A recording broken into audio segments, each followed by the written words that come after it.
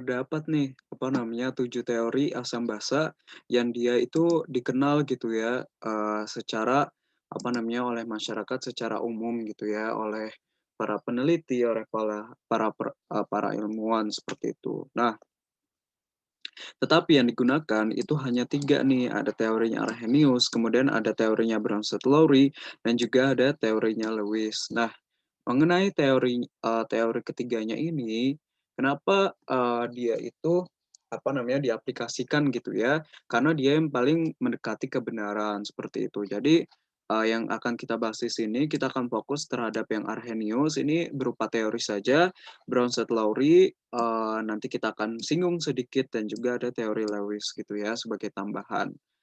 Nah, oke. Untuk teori Lewis nanti mungkin, saya akan berikan catatan saja. Mungkin sekarang kita akan fokus kepada Arrhenius dan Bronsted-Lowry-nya terlebih dahulu. Lewis itu biasanya juga jarang digunakan gitu ya, karena dia menggunakan konsep, transfer elektron gitu ya dari suatu atom gitu. Jadi itu agak ini juga sih, harus memperhatikan strukturnya dan macam-macamnya. Jadi kita akan fokus terhadap materi, berupa teorinya Arrhenius dan juga Bronsted-Lowry. Oke, kita lanjut saja ya.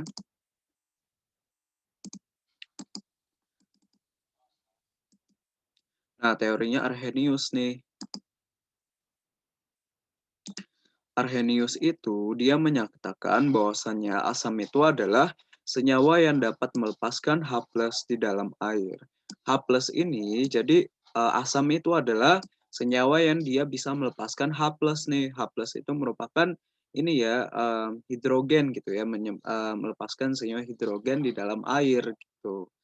Nah, H+ inilah yang menyebabkan air itu dia menjadi masam, seperti itu. Dan kalau basa itu adalah senyawa yang dapat melepaskan OH di dalam air.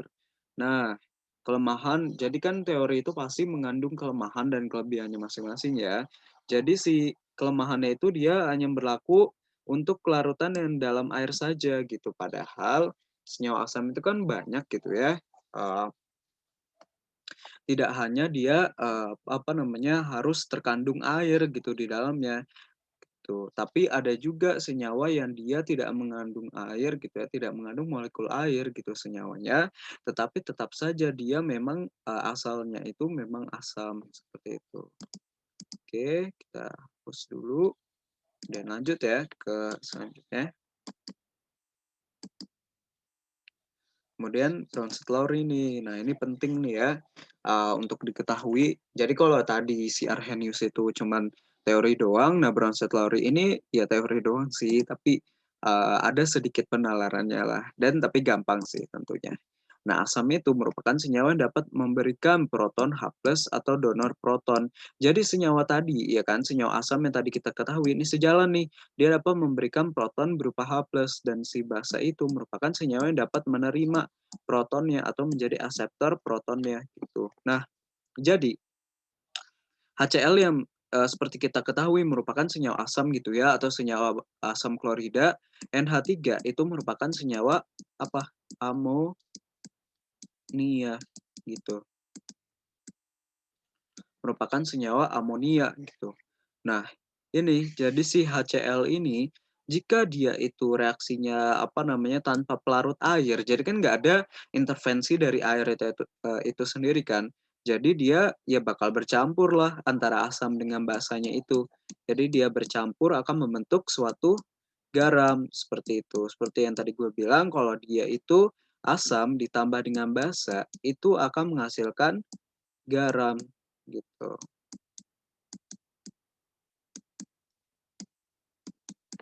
Nah, reaksi dengan pelarut air nih yang perlu kalian ketahui. Nah, inilah nanti aplikasinya dari si teori Bronsted-Lowry-nya. Nah, di sini kan ada senyawa asam ya. Kita udah tahu nih bahwasanya HCl memang dia merupakan suatu senyawa asam gitu. Nah, kalau misalkan HCl itu udah asam, berarti senyawa selanjutnya itu yang CH2O-nya itu dianggapnya itu sebagai basa. Seperti itu. Jadi di sini dia harus ada yang dia di dalam di kiri ini ya, di kiri maupun di kanan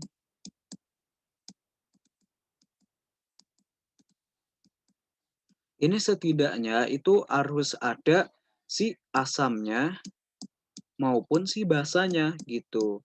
Jika salah satunya itu udah dianggap sebagai asam, maka satunya lagi itu dianggapnya sebagai basa gitu. Nah, ini kenapa H3O plus?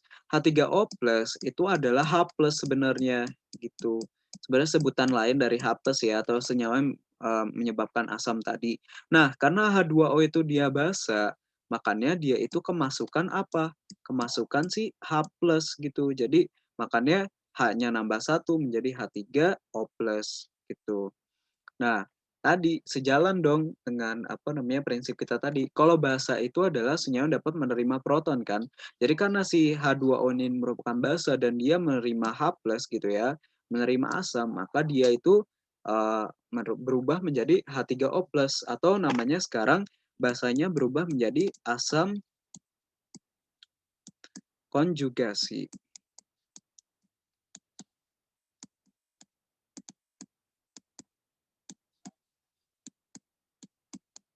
Seperti itu. Nah, HCl-nya juga akan berubah nih. HCl-nya itu dia akan berubah menjadi apa? Menjadi si Cl- gitu. HCl-nya dia akan melepas. Tadi kan agar si basanya ini dia berubah menjadi asam, maka asamnya ya mau nggak mau harus melepas H plus-nya dong. Menghilangkan H plus-nya seperti itu. Bentar ini gue post dulu ya biar lebih free gitu space kita. Oke, kita langsung lanjut aja di sini ya kan. Nah, ini kan dia kehilangan minus ya. Gue tulisnya minus H plus nih. Namanya H plus atau kekurangan si H plusnya. Nah, ketika dia kekurangan H plus, dia itu berubah nih menjadi Cl-. Nah, sekarang dia bukan merupakan senyawa asam, tetapi berubah menjadi basa konjugasi.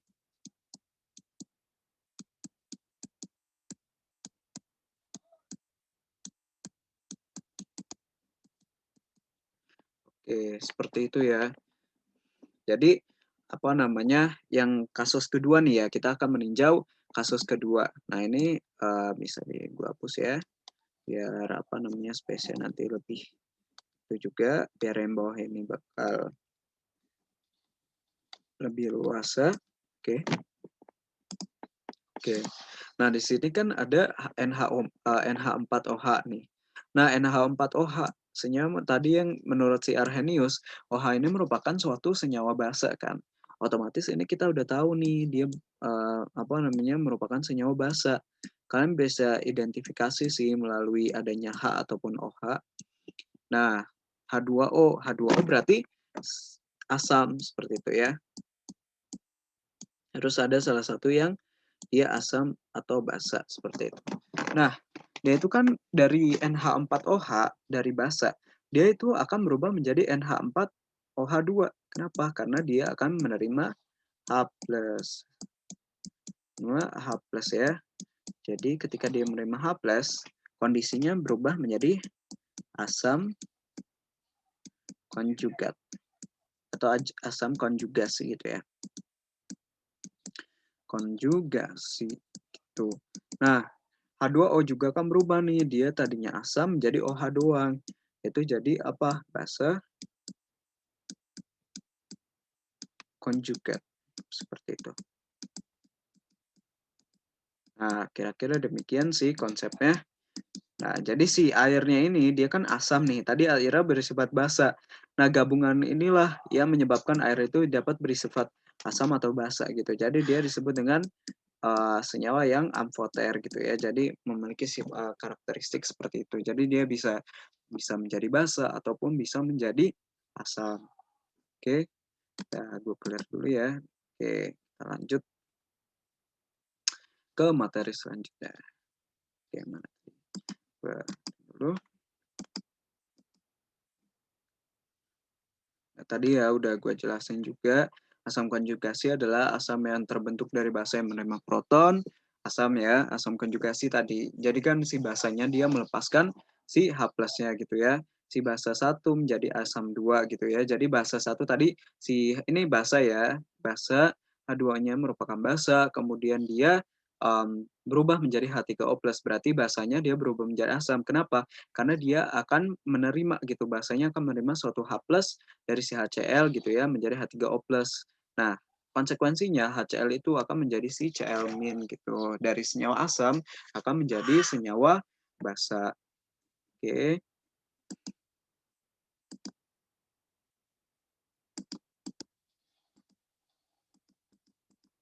kita lanjut saja ya.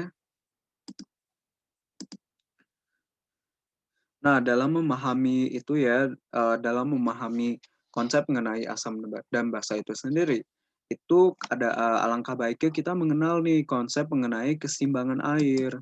Jadi, keseimbangan air itu merupakan K ya, K. Dia dinyatakan dalam suatu konstanta dan konstantanya itu sebenarnya sudah jelas ya. Dia itu apa nilainya dia sudah terdefinisi juga, dia berupa angka. Nah, kita harus membuat dulu nih bagaimana sih untuk menentukan si K ini gitu. Kita harus menentukan dulu persamaan reaksinya itu seperti apa. Nah, H2O itu kan ini ya reaksi namanya nih reaksi ionisasi. Ionisasi dari H2O. Oke, karena dia merupakan reaksi ionisasi, maka dia akan ini ya H+ ditambah dengan OH. Nah, H+, jadi kalian tinggal masukin saja K-nya sama dengan H+ dikali dengan OH- dibagi dengan si H2O seperti itu. Jadi si H2O-nya ini nanti apa namanya? Kan dia pindah ya ke sini. Nah, ketika apa namanya dikalikan gitu ya, karena ini merupakan K dari H2O, ya misalkan anggap saja H2O-nya merupakan 1 molar gitu. Nah, nanti ya udah KW gitu. Jadi merupakan tetapan keseimbangan air. Sebenarnya ini teori gitu ya, mungkin gue akan menjabarkan sedikit saja.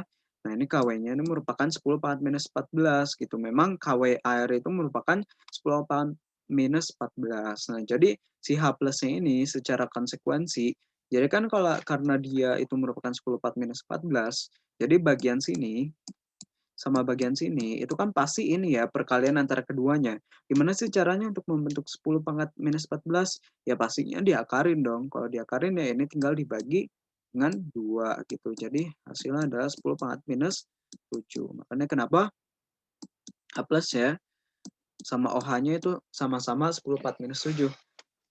Nah, karena dia itu sama-sama 10 4 minus 7, berarti antara si H plus maupun si OH, dia itu konsentrasinya sama, sehingga dia senyawa itu dia bersifat netral seperti itu. Oke, ini di itu ya, kita lanjut saja ke pembahasan selanjutnya.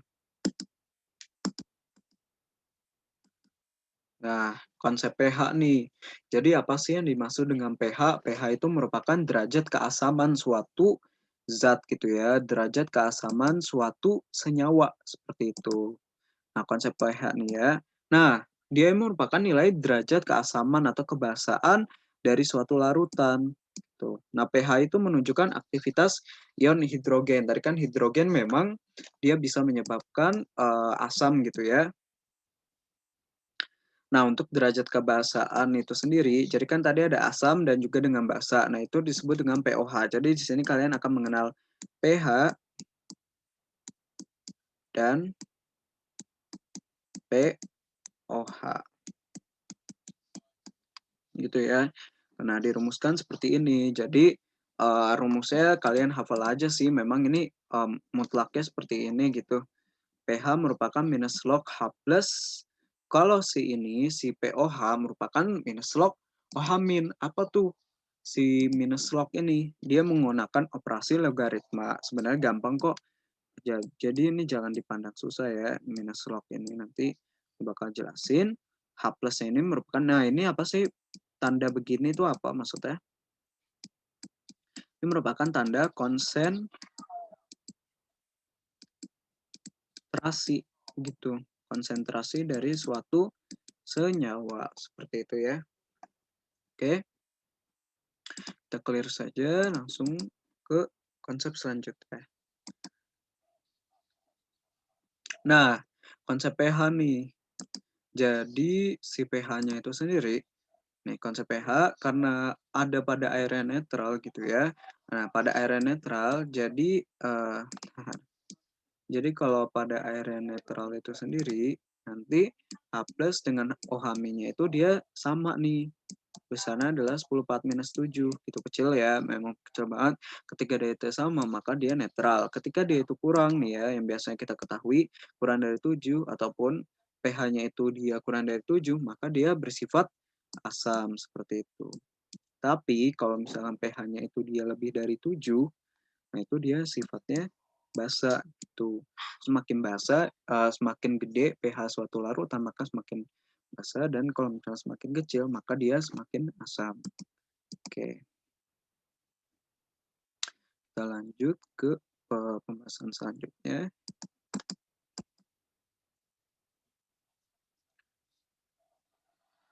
Oke, ini ya, lanjut dulu keseimbangan asam mungkin nanti saja. Nah, contoh-contoh dari asam kuat itu seperti apa sih? Nih, misalkan asam apa nih? Ada asam ini ya, asam nitrat. Kemudian ada asam klorida, ada asam sulfat, ada asam klorat, ada asam bromida, ada asam iodida, ada asam bromid, dan juga HiO4 gitu ya. Lupa namanya nih apa. Nah, asam kuat itu terionisasi secara sempurna atau hampir sempurna dalam air. Jadi, memang asam kuat itu dia akan melepaskan H+ yang sangat banyak. Sedangkan nanti kan ada juga tuh istilahnya asam lemah nih. Kalau asam lemah itu dia lebih cenderung sukar gitu ya untuk melepaskan H+-nya. Makanya kenapa dia nggak terlalu asam. Seperti itu. Oke, ini gue klik dulu ya. Oke. Oke. Selanjutnya. Kalau asam lemah itu memang dia terionisasinya itu kurang nih dari 100% tuh. Nah, terionisasi kurang dari 100%, dampaknya apa? Dia itu nggak terlalu asam gitu ya, karena dia itu nggak terlalu asam, makanya dia nggak terlalu kuat nih asamnya. Misalkan apa? Asam asetat. Nah, kenapa? Ya karena itulah yang biasanya kita kalau misalkan makan bakso gitu ya, itu kan suka dicampurkan dengan asam asetat. Karena asam asetat ini nggak terlalu asam, maka bolehlah, boleh dicampurkan gitu ke dalam makanan juga. Gitu, untuk menambah cita rasa gitu ya. Mungkin ada preferensi sebagian orang juga pengen kalau makanannya itu sedikit masam, seperti itu. Oke? Nah, paham ya? Kemudian ini contohnya lagi, misalkan si asam kuat itu tadi ya, asam sulfat, asam klorida, asam nitrat, dan juga asam klorat. Asam lemah itu misalkan asam fosfit, asam nitrit, asam organik seperti itu.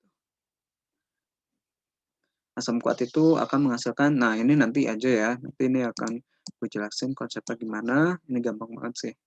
Nanti saja kita ke yang penting-penting dulu. Oke.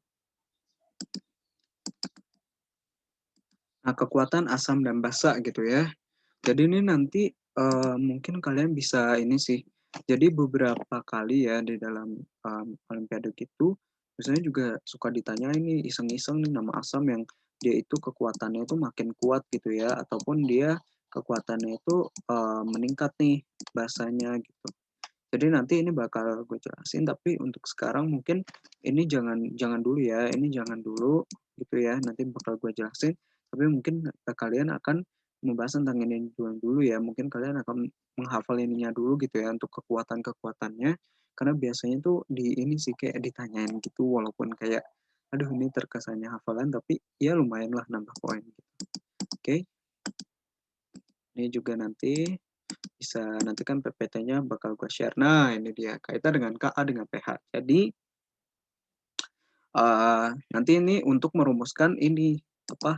Untuk merumuskan asam yang dia itu sifatnya lemah seperti itu. Makanya dia ada derajat keasaman gitu. Jadi kan tadi yang kita ketahui kalau H+ itu untuk asam kuat gitu ya. H+ untuk dia asam kuat gitu ya, itu kan H+ gitu ya, pH gitu ya, pH nanti pH sama dengan, sorry ini dihapus dulu, nah, ini H+ sama dengan, maaf tadi, oke, pH sama dengan minus log H+. Nah ini ketahuan nih asam kuat gitu, karena dia nggak ada Ka-Ka-nya gitu. Tapi kalau buat yang dia itu lemah, dia itu harus dikalikan dengan Ka-nya. Ka-nya merupakan konstanta keasaman seperti itu. Jadi keasamannya sebesar berapa sih dari dari asam lemah seperti itu. Oke, kita lanjut ya. Nah ini nanti bisa di ini sendiri gitu ya. Jadi kalau ada yang bingung tinggal tanya juga. Nah ini nanti ini nggak terlalu ini juga sih, nggak terlalu dipentingkan gitu ya. Biasanya juga jarang keluarnya, yang penting kita bisa mengaplikasikan rumusnya gitu. Oke, mungkin kita ini aja ya kali langsung masuk ke dalam soalnya seperti itu. Oke, gue ini dulu, gue new share dulu ya soal kita.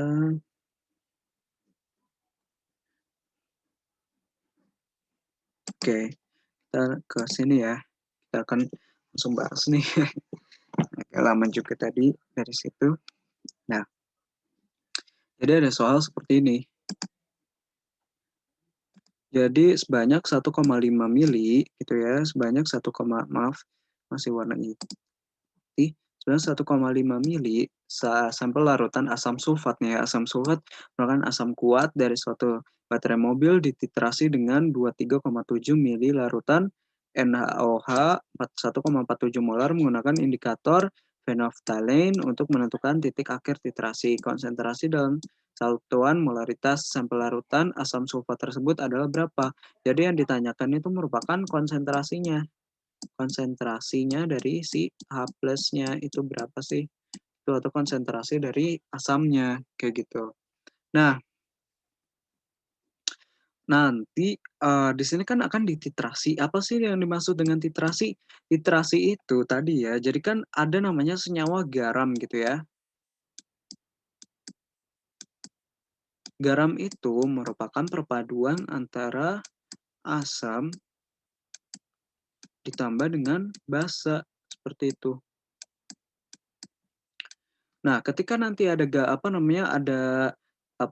ada campuran antara asam dengan basa, nah itulah akan menghasilkan si garamnya gitu. Jadi titrasi itu adalah proses penggaraman atau proses namanya yang kita sebut sebagai proses penetralan.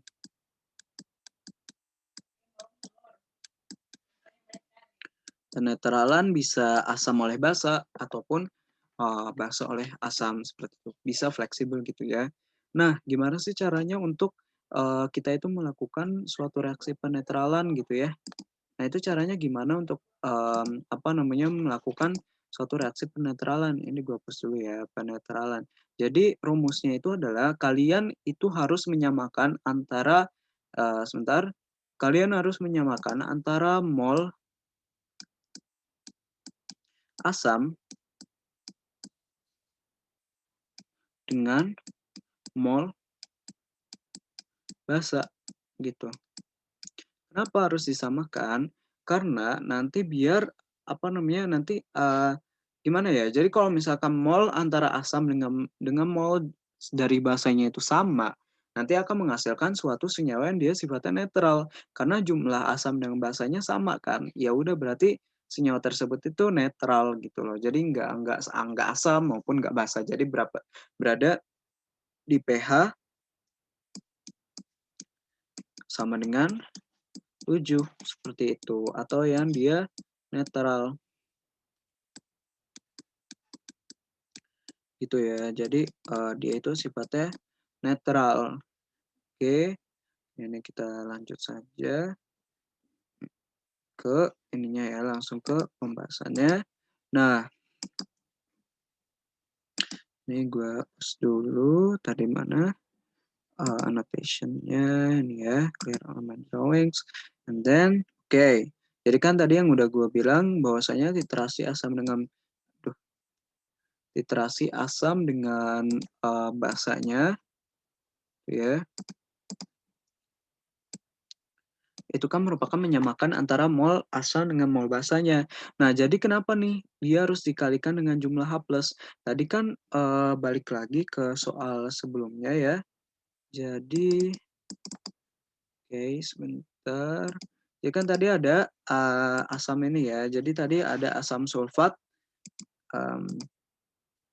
Jadi tadi ada asam sulfat dan juga ada NaOH nih. Jadi si ini sebentar. Oke. Jadi ada asam sulfat gitu ya. Ada namanya asam. Oke, tadi kan jadi apa namanya? Ada namanya asam sulfat. Sebentar. Agak beda ini ya. Oke, kita langsung masuk ke tadi dari pembahasan tadi. Oke. Oke, kita langsung saja ya kerjakan soal ini. Dengan literasi oleh asam dengan basa, tadi mol asam dikalikan, nah tadi kan ada mol asam sama dengan mol basa. Nah tapi kenapa sih harus dikalikan dengan jumlah H plus dan jumlah OH minusnya gitu? Kenapa hal ini bisa terjadi? Karena gini, jadi kan tadi ada asam kuatnya. Asam kuatnya merupakan H2SO4 kan. Nah dia itu kalau misalkan diionisasikan, itu nanti menjadi apa? Jadi 2H plus tambah SO4 2 minus gitu. Nah, inilah konstantanya nih nggak boleh diabaikan.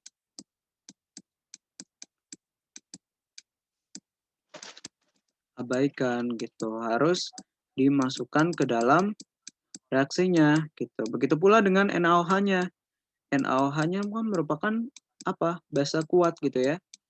Nah, NaOH menjadi Na plus tambah dengan OH min gitu. Nah, jadi si OH min itu kan merupakan satu gitu ya. Ya udah langsung masukin aja lah satu gitu. Nah, tadi kan karena mol asam, jadi N asam gitu ya. Asam sama dengan N basa. Oke, ini gue ituin dulu. N asam sama dengan M basa, nanti harus dikalikan dengan faktor pengalinya ya. Jadi kalian juga harus mengionisasikan dulu,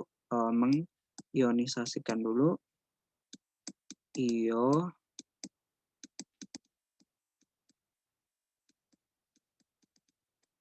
kan. Sorry ini agak ini sih tulisannya. Nanti kalau gue udah beli yang buat nulis-nulis itu, insya Allah ini sih nggak begini lagi gitu tulisannya jadi nggak rapi. Oke, nanti kedepannya akan lebih rapi lagi insya Allah. Oke, nah karena tadi yang dicari adalah si molaritas atau si konsentrasi dari si H2SO4 ya.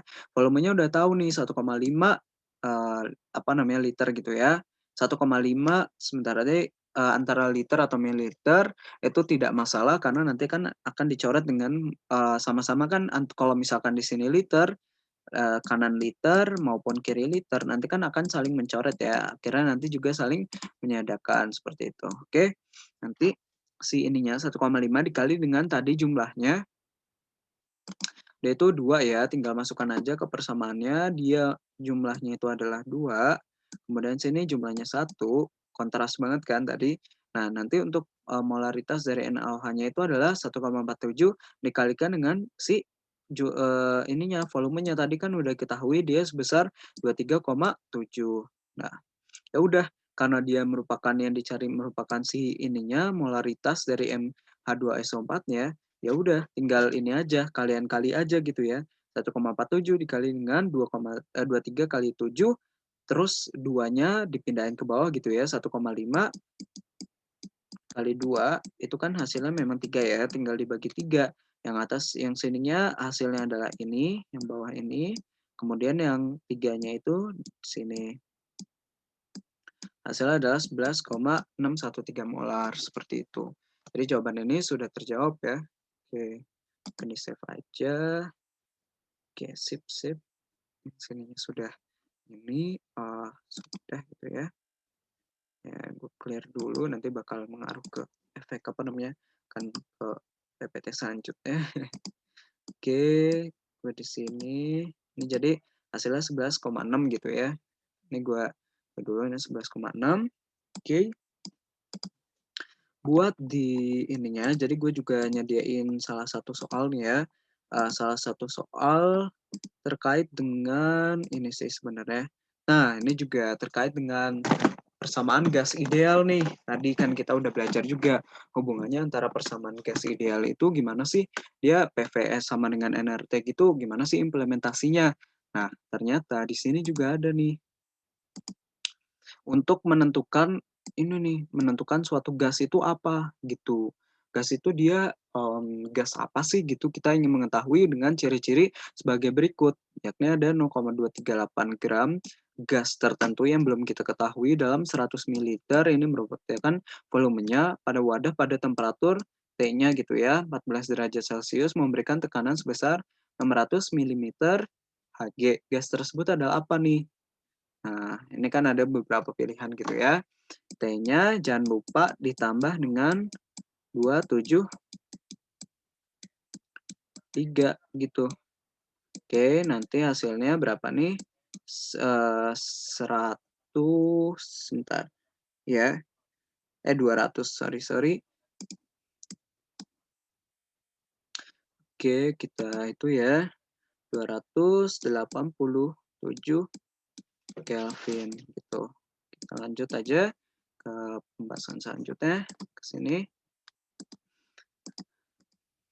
Nah, ini ya, pembahasannya ini gue gedein dulu biar jelas. Kita mau ini lagi menjelaskan dari persamaan gas ideal tadi kan sama ya, PV sama dengan NRT gitu.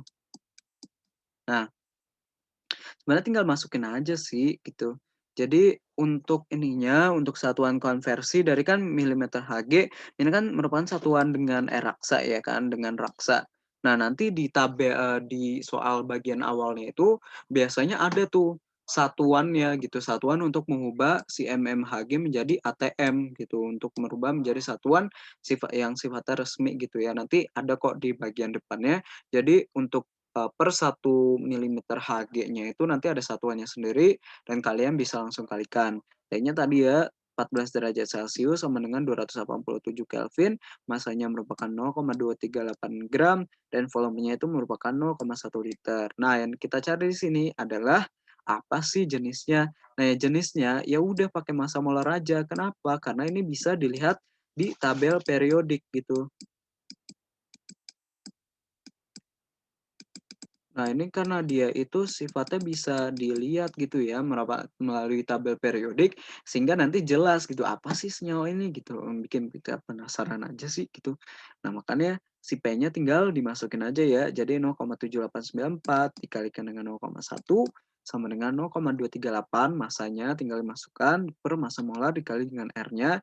Ini 0,082 ini sebenarnya 0,5 ini sih terlalu spesifik banget, tapi biasanya kalau di kimia itu kan karena dia dibulatin gitu ya, jadi lebih aman lah bagi kita gitu. Nah, dikali dengan 287.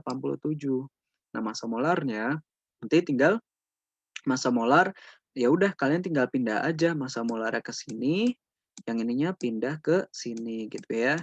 Sama kok kayak biasa operasi matematika sederhana. Nah, makanya operasi matematika memang penting kan, makanya itu biar mendukung kita nih dalam mengerjakan. Walaupun nanti juga boleh pakai pakai kalkulator gitu ya. Gitu sih. Nah, ternyata pas sudah dibagi ini ya, pembagian antara ini akan menghasilkan senyawa tuh 70 nih. Nah, kita harus tahu apa sih 70. Nah, kalau misalnya dia 70, kita harus kembali lagi ke pertanyaan yang tadi gitu ya. Ternyata massa molar 70 ini merupakan massa molar dari gas Cl2 gitu. Gas Cl2 atau yang bisa kita kenal sebagai gas klorin gitu. Jadi jadi kan gas klorin itu untuk Cl-nya itu sendiri, satunya itu adalah 37, 37,5 ya. Kalau kali 2, 37,5 kali 2 kan hasilnya ya dikali dengan 2 gitu ya, hasilnya kan 71 gitu. Makanya kalau Cl-nya itu sendiri dia bukan gas nih, tapi atomnya doang. Tapi kalau Cl2 itu gas gitu. Makanya kenapa dia ini kita harus tahu juga gitu dari pernyataan soalnya. Coba kita lihat ya ke pernyataan soalnya tadi. Bentar, gue hitung dulu. Oke. Harus jelas gitu. Ini kan ada nitrogen, ada argon, ada klor. Gas ya, karena dia gas. Ya, kalau gas itu sendiri, sorry, gue belum kasih tahu tadi ya. Kalau gas itu sendiri yaitu N2, argon, klor, Cl2, xenon, Xe, dan juga krypton, Kr gitu ya. Oke, gitu aja sih. Oke, ini terjawab ya, jadi jawabannya C, seperti itu. Ya, mudah-mudahan paham. Oke, kita ini ya pembahasannya sampai ke laju reaksi. Habis ini kita akan membahas mengenai laju reaksi nih. Sekalian menyelesaikan gitu ya pembahasannya karena ini gampang banget sih. Kalian pasti bakal ini juga bakal paham insya Allah dengan materi ini. Oke, kita langsung lanjut saja ke apa namanya PPT selanjutnya yakni mengenai laju reaksi. Oke, gue share dulu. Oke, gue gedein dulu akhirnya. Oke, laju reaksi. Apa sih yang dimaksud dengan laju reaksi? Laju reaksi itu sebenarnya sama sih kayak apa yang kita pelajari gitu ya dalam fisika gitu. Kalau di fisika kita mempelajari V gitu ya sama dengan S bagi T gitu. Nah, di kimia juga ada dong, tapi bukan ini gitu loh. Kan dia buat kendaraan, kalau kimia kan dia buat senyawa gitu. Nah, si T-nya itu kan merupakan apa namanya si waktunya itu sendiri kan. Nah, jadi karena apa namanya laju reaksi di kimia itu sendiri, dia merupakan perubahan konsentrasi gitu ya. Perubahan konsentrasi suatu massa beda nih sama fisika. Sebentar ini gue hapus dulu. Oke, dia merupakan perubahan dari suatu massa gitu ya, perubahan dari suatu massa molaritas, sorry ini molaritas dibagi dengan persatuan waktu seperti itu. Sorry kurang konsisten nulisnya. Oke, kita langsung lanjut saja gitu ya ke materinya. Ini tinggal ini. Sebentar. Oke. Iya, jadi kita akan mempelajari mengenai konsep laju reaksi tadi yang udah gue bilang. Sekilas saja dia sama persis gitu ya, mirip banget dengan apa yang kita pelajari di fisika. Kalau fisika itu kan lebih meninjau kepada ini ya, kecepatan dari jarak ya persatuan waktu gitu ya, jarak yang ditempuh oleh suatu kendaraan persatuan waktu seperti itu. Ada faktor-faktor juga yang mempengaruhi laju reaksi gitu. Oke, kita langsung clear aja. Oke, langsung lanjut. Oke.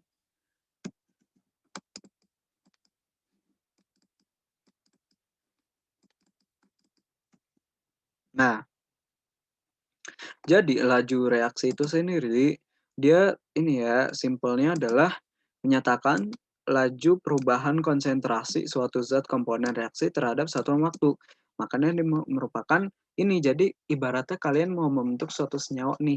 Berapa sih senyawa tersebut itu bisa menjadi senyawa baru persatuan waktunya?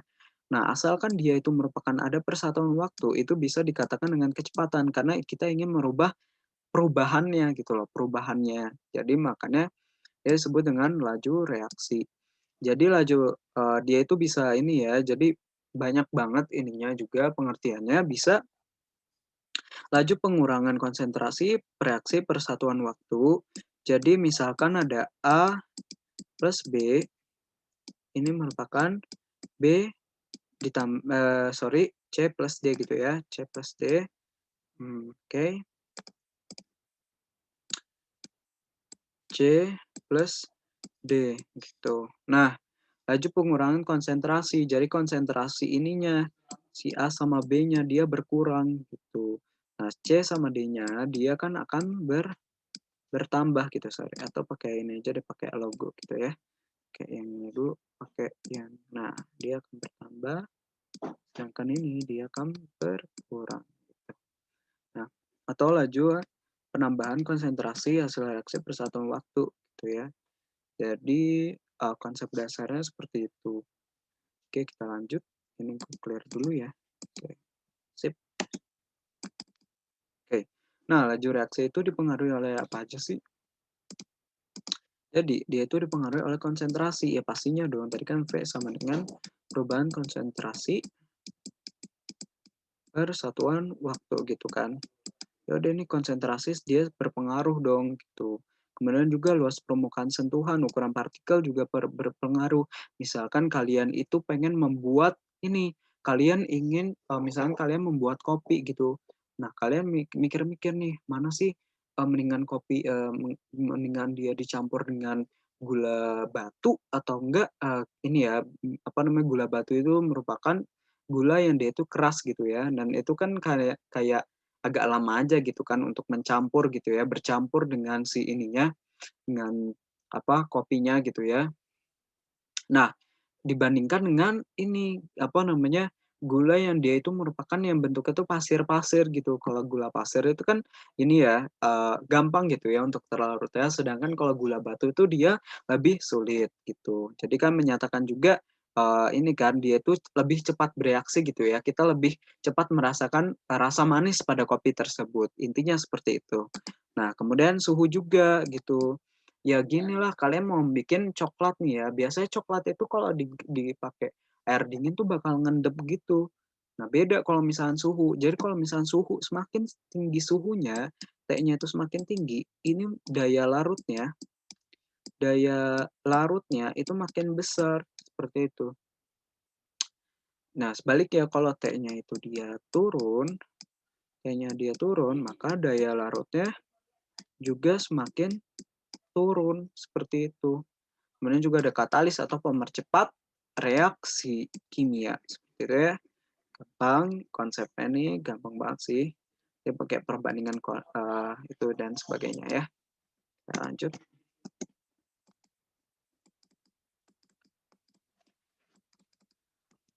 Oke, ini tadi ya, kenaikan suhu dapat mempercepat laju reaksi karena dengan naiknya suhu energi kinetik gitu ya. Jadi kan setiap molekul gitu ya, setiap molekul yang kecil itu juga memiliki energi kinetik gitu. Jadi ketika dia energi kinetiknya dia meningkat, maka akan memungkinkan partikel-partikel itu juga tumbukannya semakin banyak, atau enggak nanti dia akan saling bertemu satu sama lain sehingga nanti reaksinya itu akan cepat gitu dalam prosesnya. Oke, seperti ini ya. Suhunya makin besar tadi laju reaksinya juga semakin tinggi nih. Kalau suhunya 10, maka laju reaksinya sebesar segini. Tapi pas apa suhu 10 maka reaksinya sebesar segini. Tapi pas udah 40 dia 2,4 nih, makin cepat lagi, makin banyak penambahan atau enggak apa namanya, laju penambahan suatu ini ya, konsentrasi dari suatu apa namanya, si produknya, atau enggak dia pengurangan dari reaktannya seperti itu. Oke, gampang ya, di sini masih gampang. Oke. Ini nggak terlalu banyak keluar juga, yang penting kalian bisa mengetahui konsep dasarnya dengan mantap. Konsentrasi juga ya, karena tadi yang gue udah jelaskan, karena dia akan mempengaruhi laju reaksi, karena banyaknya partikel yang memungkinkan lebih banyak tumbukan, dan itu membuka peluang gitu ya, semakin banyak tumbukan efektif yang menghasilkan perubahan gitu. Mana yang lebih mungkin terjadi tabrakan? Nah, itu di jalan lenggang atau di jalanan padat sih? Pastinya di jalanan padat dong.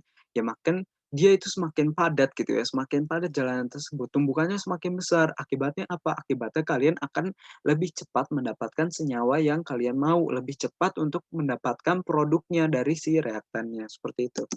Nah, luas permukaan juga tadi, kalau misalkan sepotong tahu utuh gitu ya, atau enggak dibandingkan dengan sepotong tahu yang dipotong 4 ya pastinya akan lebih luas permukaan yang sepotong tahu dipotong 4 dong. Kenapa? Karena bagiannya itu semua tersentuh, sedangkan kalau sepotong tahu utuh itu kan gede gitu ya.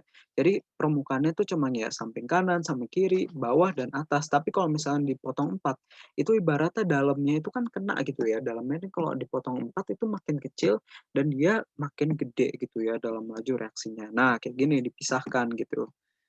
Oke, nah dipisahkan gitu ya. Kayak gini yang tadi. Karena kalau dipisahkan luas permukaannya akan semakin tinggi karena dia akan menyentuh ini, bagian bawah, bagian ini, bagian yang sampingnya seperti itu. Oke. Nah, mana sih yang lebih luas gitu ya permukaannya? Gula berukuran butir kasar atau gula berukuran butir halus? Yang kedua, mana sih gula yang mudah larut, gula yang berukuran butir kasar atau gula yang berukuran butir halus? Ya pastinya ini dong, tadi yang udah gue jelasin, kalau gula berukuran butir kasar gitu ya, itu akan lebih lama gitu, lebih lama. Karena kenapa? Luas permukaannya lebih kecil gitu ya. Kalau berukuran butiran halus lebih gede. Nah, maka memungkinkan dia lebih cepat bereaksinya seperti itu. Kalau yang ini ya tadi yang tahu tadi ya lebih cepat kalau dia dikasih bumbu gitu ya, lebih cepat yang dipotong-potong jadi kecil karena nanti bakal akan cepat menyatunya gitu dengan dengan si bumbunya seperti itu. Oke, kita lanjut gitu ya. Nah, ini juga luas permukaan tuh mempercepat nih. Semakin banyak bagian zat yang saling bertumbukan dan semakin besar peluang adanya tumbukan efektif, itu menghasilkan perubahan yang semakin signifikan nih. Semakin luas permukaan zat, maka semakin kecil ukuran partikel gitu. Jadi semakin kecil partikelnya itu, maka dia akan memiliki ini ya, reaksinya itu makin cepat dan juga akan mendukung luas permukaan yang lebih tinggi juga. Jadi dia bakal lebih banyak tumbukan. Nah, katalis gitu ya. Apa sih yang masuk dengan katalis? Katalis itu merupakan suatu zat yang berperan dalam mempercepat reaksi kimia seperti itu. Katalis gitu ya. Nah, jadi katalis itu ada dua nih. Jadi ada katalis aktif dan juga ada tadi ada katalis aktif dan juga ada katalis yang dia sifatnya katalis aktif dan juga katalis pasif. Kalau katalis aktif itu merupakan katalis yang ikut kembali dalam reaksi, ikut terlibat dalam reaksi, tetapi dari dalam akhirnya itu ini bakal dikeluarkan dalam hasil yang sama gitu ya, senyawa yang sama dengan senyawa dasarnya. Kalau katalis pasif, dia katalis yang tidak ikut bereaksi, hanya sebagai media reaksi saja gitu. Jadi ini juga biasanya ya hitung-hitung nambahin poin kalian lah gitu. Ya lebih banyak lebih ke teori sih memang. Oke, gampang ya. Oke. Oke, sekian ya. Nah, kita langsung bahas nih ke soalnya nih, aplikasinya. Seperti itu. Yuk, langsung dibahas saja tadi ke ini ya. Oke.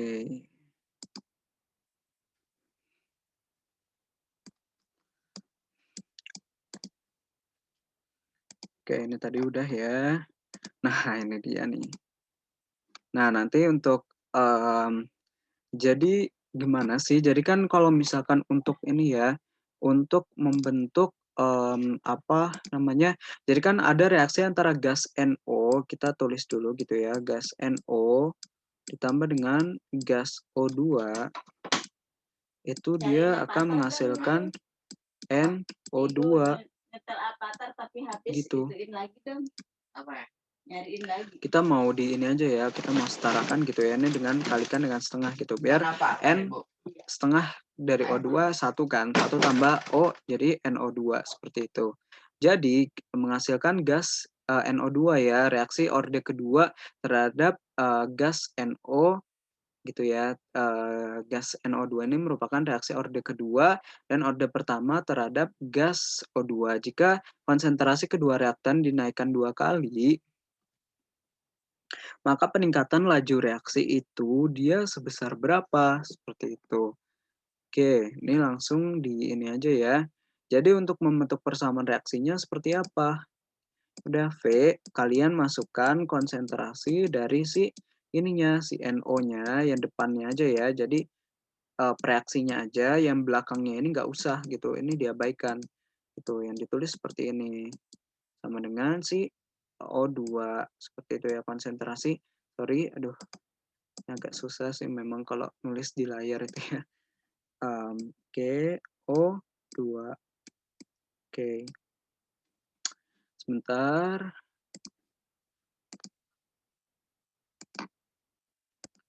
Ini nanti oke. Oke, berarti nanti merupakan gini ya. Jadi kan jadi si ininya ntar gue ngetik lagi. Gue ini ya yang bagian atas. Nah, adalah jadi di sini kalian harus pangkatkan gitu ya. Harus ada pangkatnya gitu. Jadi kan tadi di sini merupakan reaksi orde 2 gitu ya. Jadi reaksi orde 2 terhadap gas NO. Jadi si NO-nya itu harus reaksi orde 2 itu maksudnya dikuadratkan. Jadi 2 nih, kalian harus tambahkan 2 di sini. Nah, sedangkan orde pertama terhadap O2 berarti pangkat 1 gitu. Jadi istilahnya orde itu ini ya merujuk kepada si ininya perpangkatannya seperti itu. Nah, jika konsentrasi kedua reaktan itu dinaikkan 2 kali, ya udah kalian dinaikkan aja 2 kali. 2 kali dari aduh susah banget sih emang kalau itu nulisnya itu di layar ya. Semoga aja nih gue cepet kekumpul duitnya buat beli yang itu apa namanya kayak buat nulis di layar gitu, nanti ada alat khususnya, jadi gue bisa lebih rapi gitu ya tulisannya. Sementara ini dulu. Nah, ini untuk O2-nya juga ini ya, 2 kalinya dari O2 karena dia tuh ditingkatkan gitu ya reaksinya. Oke. Oke, sama dengan berapa nih? 4 kalinya, ya kan? 4 kalinya dari NO, konsentrasi dari NO. Nah, terus dikali dengan konsentrasi dari ininya, O2-nya. 2-nya dikeluarkan saja gitu. Dikeluarkan di luar. Nah, ya udah tinggal dikalikan aja 4 kali 2 sama dengan 8 gitu. Jadi dipisahkan gitu ya. 8 sama dengan 8 dari NO terus konsentrasi dari O2. Sedangkan kita tahu nih kalau misalkan persamaan 8 NO sama O2 itu merupakan ini persamaan awalnya seperti itu. Ini sorry, ini belum gua tambahin kuadrat sama ininya, kuadratnya. Ini kan merupakan reaksi ini ya, reaksi awalnya gitu. Jadi ibaratnya V sama dengan 8 kali dari reaksi awal atau 8 kali dari VN0-nya. Seperti itu. Jadi peningkatan laju reaksinya adalah sebesar 8 kali ya.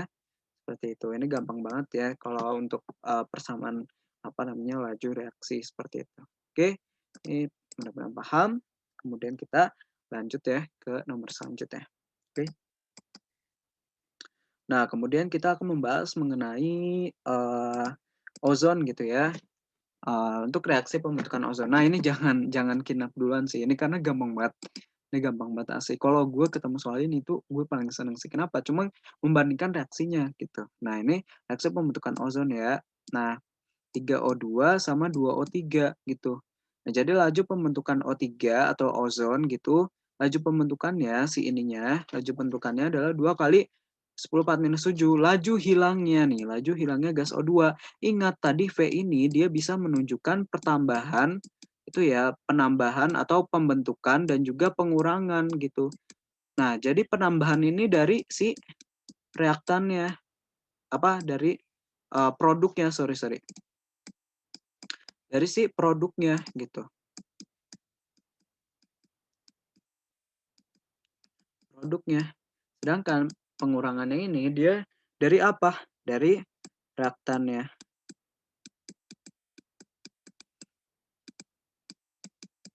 Reaktan itu yang di sebelah ini ya. Jadi reaktan itu yang di sini. Ini kiri ini ya.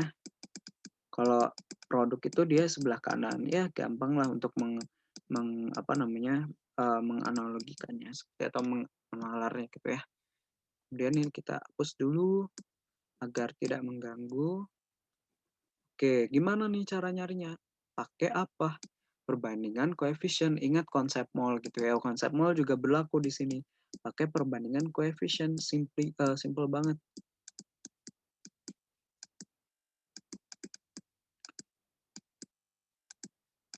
Koefisien.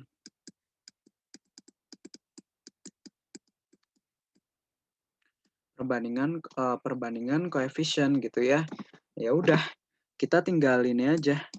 Tinggal bandingkan laju hilangnya gas O2. Gas O2 kan ini ya di sini berarti untuk mencarinya yang gue udah sebutkan sebelumnya, berarti laju pengurangan gas O2 gitu ya. Berarti sama dengan 3 ya, karena dia merupakan acuannya dari si O2-nya, laju hilangnya gas O2 per acuannya 2 gitu. Ini merupakan yang ingin kita cari per acuannya dikali dengan ininya, lajunya dong. Lajunya adalah 2 kali 10 pangkat minus 7. Gitu. Jadi coret-coret berarti sama dengan 3 kali 10 pangkat minus 7. Seperti itu. Jadi hasilnya yang D. Seperti R. Nah, jadi hasilnya yang D gitu ya. Nah, oke, gampang banget kan? Gila sih emang ini gampang kalau untuk apa namanya laju reaksi. Oke, oke. Ini untuk apa namanya untuk volta dan sebagainya akan gue jelaskan di pertemuan selanjutnya ya. Oke, ini gampang. Tadi udah kita ini juga. Oh, ini dia nih. Ada 2 soal lagi nih. 2 soal tambahan nih, bonus nih. Bonus banget. Nah, jadi terkait dengan asam lemah yang tadi kita udah bahas, nanti untuk pertemuan selanjutnya gue akan bahas lagi lebih lanjut gitu ya, biar kalian tambah ngerti. Jadi kita bahas yang ini dulu ya, yang gampang dulu. Nah, di dalam pelarut air, HCN itu merupakan asam lemah, sedangkan NH3 itu adalah basa lemah. Nah, sifat larutan NH4CN. Jadi kan tadi ini ya, ada pencampuran gitu ya, antara HCN atau asam lemah ditambah dengan NH3. Nah, ini akan menghasilkan apa? NH4CN gitu. Nah, ini kan pencampuran antara apa? Asam lemah. Basa, basa lemah. Nah, NH4CN gitu kan, NH3 adalah basa lemah. Sifat larutan dari 1 molar ini ya, 1 molar dari 1,0 M dari si NH4CN itu gimana sih? Jadi gini, gampangnya kalau misalnya apa namanya kita membandingkan antara asam lemah dengan basa lemah, kita hanya membandingkan nilai Ka-nya, konstanta kesetimbangan asam dan juga kesetimbangan basanya gitu. Kalau misalkan Ka-nya, Ka itu buat asam ya. Ka itu dia buat asam, Kb itu dia buat basa gitu. Oke. Oke, kalau misalkan dia buat jadi kalau misalkan asamnya lebih besar daripada basa, ya pasti dia sifatnya asam lemah gitu ya. Tapi kalau misalkan Kb-nya ini asam lemah gitu. Jadi ibaratnya asamnya ngalahin basanya gitu. Kalau dia lebih Kb-nya itu dia lebih ini Kb-nya itu lebih besar daripada Ka gitu ya. Lebih besar daripada Ka, maka nanti dia basa lemah gitu. Kita lihat aja sih mana yang lebih gede dan mana yang lebih kecil. Nah, ini kan dia pangkatnya minus 10. Sedangkan ini pangkatnya minus 5. Pastinya 10 4 minus 5 itu kita langsung lihat aja, nggak usah lihat angka depannya ya. Itu kan patokannya itu kan karena memang angkanya tuh beneran kecil banget. Jadi kita langsung aja lihat dari 10 4 minus 5-nya. 10 4 minus 5 dia lebih besar daripada 10 4 minus 10 kan. Komanya juga makin banyak nih kalau di 10 4 minus 10. Jadi karena dia itu Kb ya, ini buat Kb-nya, ini Kb, ini buat Ka-nya. Ya udah, karena Kb-nya itu dia lebih besar daripada Ka-nya, maka dia sifatnya adalah basa lemah seperti itu. Oke, mudah bisa dipahami. Kemudian yang terakhir ini ya terkait dengan, nah ini dia. Ini soal ini ya, contoh soal tentang pengetahuan dasar sih sebenarnya. Senyawa difluorometana atau ClF2 banyak digunakan sebagai aerosol, propelan atau pendingin pada pengatur temperatur ruangan nih. Dan dia sifatnya adalah inert atau sukar bereaksi. Di antara pernyataan berikut yang tidak benar mengenai senyawa yang inert. Nah, ini harus dibaris bawah ya. Jadi inert itu senyawa yang susah bereaksi.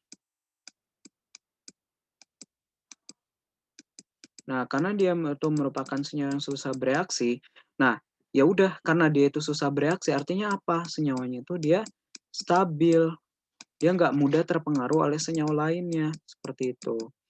Ya udah, ini kalau energi ikatan nggak ada hubungannya ya, soalnya dia bakal berhubungan dengan pembentukan ikatan gitu ya. Jadi, apa sih? Sorry. Jadi, kita tinjau satu-satu ya, energi ikatan antara karbon dan fluor. Nah, ini juga ini nih, oh ya ini benar ya. Jadi C dengan F itu, jadi senyawa yang dia itu berikatan dengan senyawa dari golongan 7A, itu dia sifatnya kuat gitu, atau stabil. Kenapa? Jadi kan golongan itu kan dari golongan 1A sampai pada golongan 8A. Nah, semakin ke kanan itu nanti semakin gede gitu, makin kuat banget gitu. Jadi semakin kuat ikatannya. Nah, ini benar ya berarti ikatan antara karbon dan fluor polaritasnya rendah. Ini nggak ada hubungannya gitu. Kenapa? Karena polaritasnya itu kan nggak polaritas itu dia berhubungan dengan kemampuannya itu melarut dalam air gitu. Dan nggak ada hubungannya. Karbon memiliki keelektronegatifan tinggi. Keelektronegatifan tinggi itu kemampuan untuk menarik elektron. Jadi nggak ada hubungannya. Senyawa fluor tidak mudah terbakar.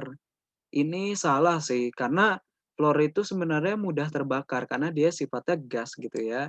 Gas-gas gitu, misalnya gas yang buat pendingin ruangan gitu kan biasanya ngandung fluor juga. Nah, itu biasanya rentan terbakar.